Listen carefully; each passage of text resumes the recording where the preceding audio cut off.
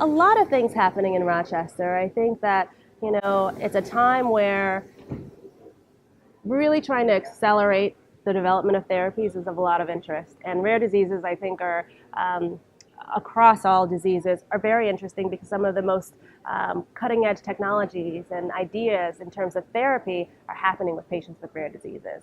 And I think we also need to think about how do we think about cutting edge technologies with respect to our methods or about the way that we actually go about conducting research.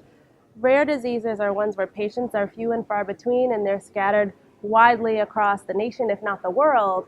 And yet a lot of what we do is based on conventional methods that were really designed for people who have common diseases where hundreds of thousands, if not millions, are affected.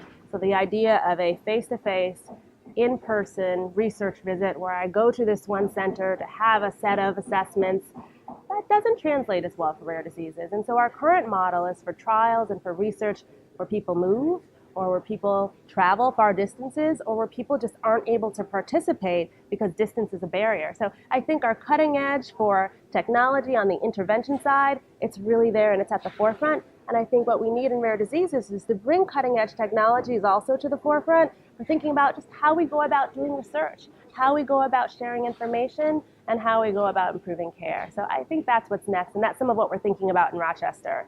So we're trying to think about how we accelerate that with lessons learned from Parkinson's disease, from Huntington's disease, where virtual visits using video conferencing or platforms that really leverage the iPhones and tablets that people have, sometimes through Apple Research Kit or through other methods, trying to think about how we bring that to thinking about children, how we think about that more broadly with rare diseases. That's a lot of the work that we're doing right now.